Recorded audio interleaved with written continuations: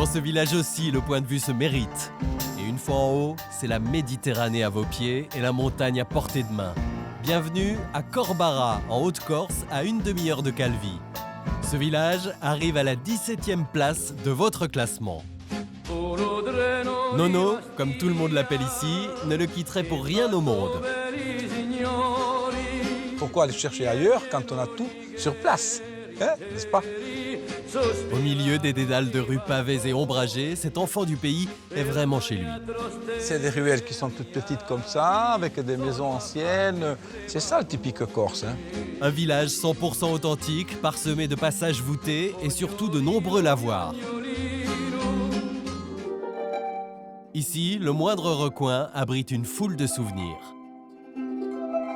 À l'époque, on n'avait pas de machine à laver. Et tout le monde allait ici au lavoir. Et il y avait la queue.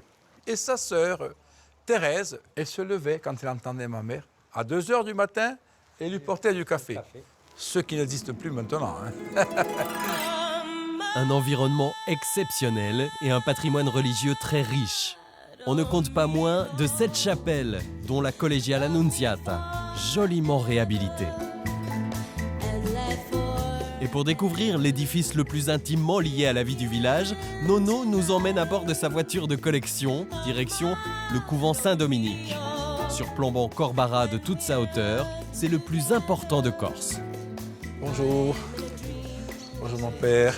Nono et Paul, le maire du village, son ami d'enfance, viennent régulièrement bavarder avec les frères de la congrégation de Saint-Jean qui gère la vie du couvent. Ici, la porte est ouverte à tous.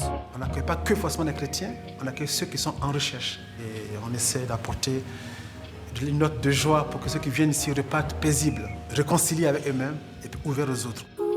Eh oui, les moines reçoivent tous ceux qui désirent vivre pendant quelques jours la vie du couvent. Vous pouvez donc y faire une halte. Vous serez logé dans d'anciennes cellules monacales transformées en chambres. C'est Guy de Maupassant, en 1880, qui a été un des premiers à y séjourner. À quelques virages de là, ne ratez pas l'occasion d'aller admirer un véritable artisan au travail. Le potier du village acceptera sans aucun doute de vous initier à son art, si vous le lui demandez. Salut. Ne lâche pas le morceau, hein. Ah, tu sais que je peux te regarder, je peux fermer les yeux en tournant. Hein. C'est beau à voir, hein, quand... hein. Ah, les gosses, ils disent que c'est magique. Hein. Eh ouais, mais il y a un côté magique. Hein. C'est un métier d'amour. La pièce, elle est la plus belle quand elle est comme ça, qu'elle brille encore avec l'eau, etc. Elle est encore vivante. Et comme c'est dans les bons plats qu'on fait les bonnes recettes, c'est dans les assiettes du potier que vous vous régalerez d'une cuisine typique. Chez Antoine et Nénette, on sert la fameuse charcuterie corse, mais aussi d'autres spécialités comme les beignets au bruccio, le célèbre fromage. Pas très loin de chez Antoine et Nénette, Nono nous emmène maintenant découvrir un endroit étonnant. Come stai? Ça va? Mi faccia piacere di ricevere. Ça va? Un musée que Guy Savelli a aménagé dans sa propre maison. Nous sommes devant un tableau qui est, pour nous, les gens de Corbara, très important. C'est notre Joconde. Tout à fait. Nous sommes fiers d'Avia. Tout à fait. Davia, une corbaraise devenue impératrice du Maroc, et c'est l'une des innombrables histoires à découvrir ici. À Corbara, la tradition des chants corses perdure. Ce soir, c'est chez Ambroise, au bar du village, que tout le monde s'est donné rendez-vous.